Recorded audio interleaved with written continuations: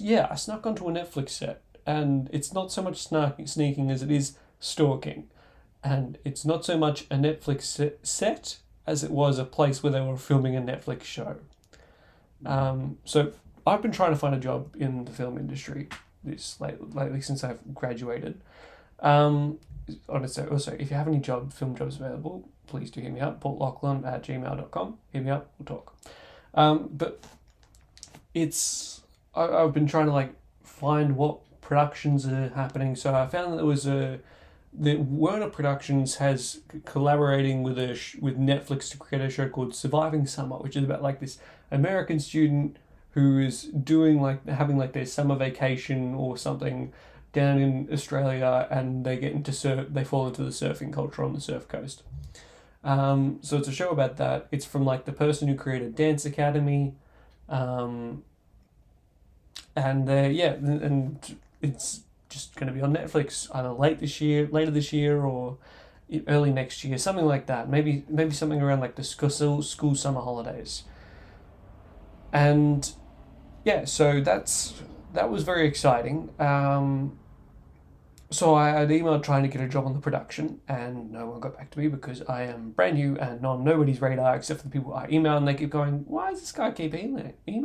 That's, like, why? What's the point of emailing? Anyway, I at a point I just decided I'm sort of tired of not hearing anything back. So I did the most old school thing possible. I went to a place to hand in a resume. And I didn't actually bring a resume. I just had like a sticky notepad and a pen, and I was going to write it down on that because I don't have business cards. I do have business cards now. They came later this week. But that sort of attitude, I guess.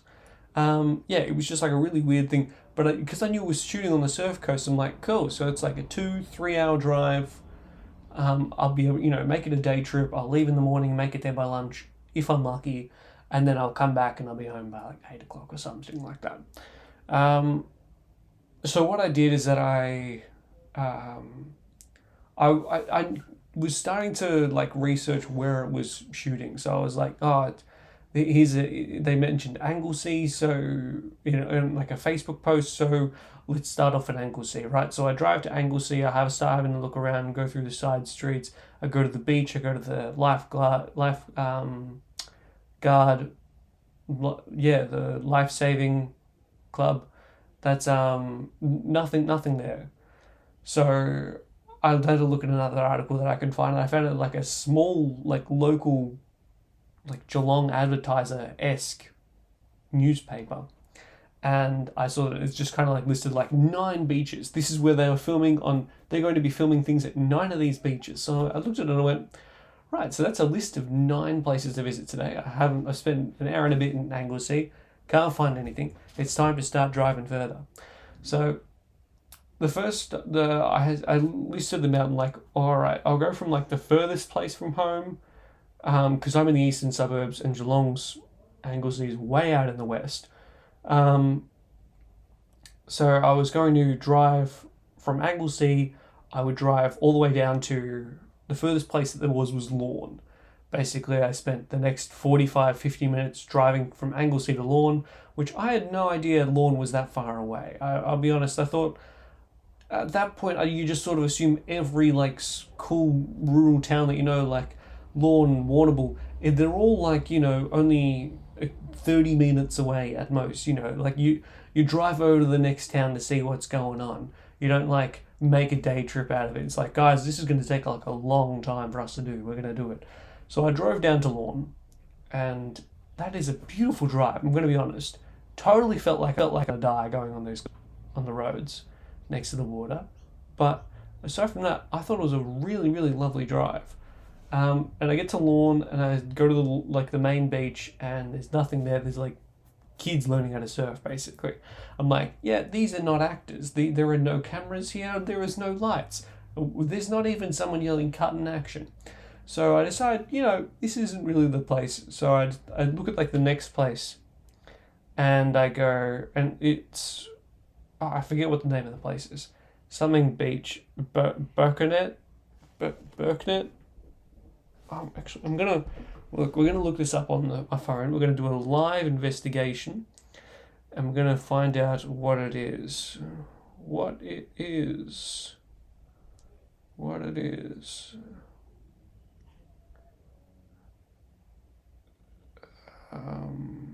It might have been Urquhart Bluff, which I feel like I'm saying that definitely wrong. But Urquhart Bluff. So the plan was to go there, which is back up in Anglesey. And I was driving on the way back and I saw just like this, turned a corner in the distance, about like a K, 500 meters away. I saw like someone shooting on a camera pointed at the ocean. I saw a few surfers out there, saw a guy on a jet ski, and I saw a gazebo with some people standing under it and a truck with a porta potty in it. And I went, you know what? That looks like a film set. So it was sort of like a holy shit moment. And I pull over and I pull over and I sit down. I pull over, I get out, I start walking.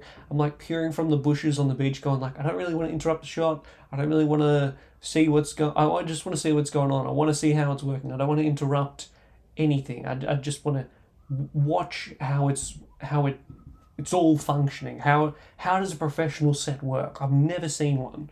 And despite seeing this one, it was a very, very minimalist set.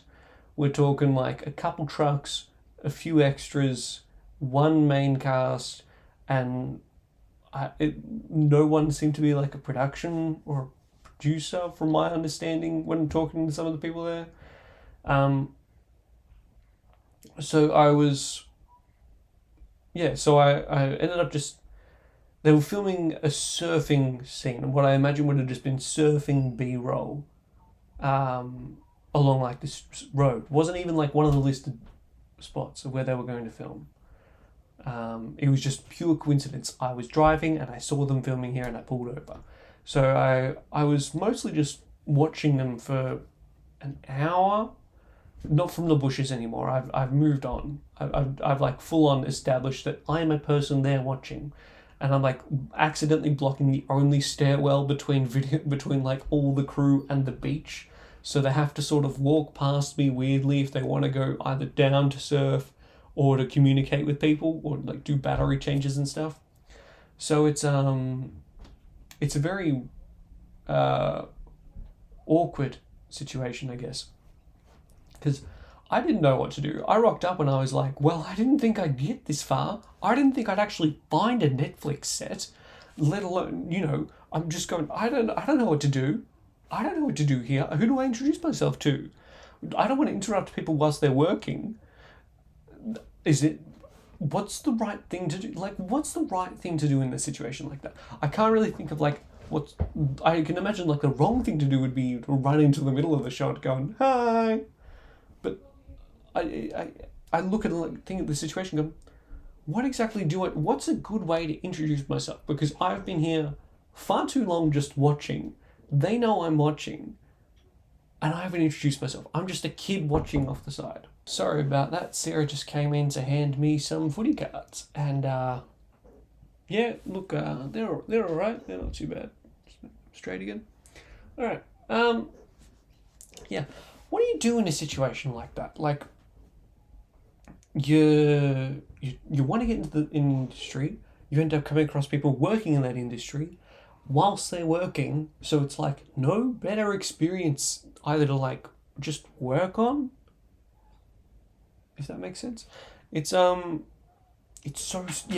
so strange having to be like it feels like so high stakes. In reality, I imagine it probably isn't as much, but it's just so high stakes in my head. So yeah.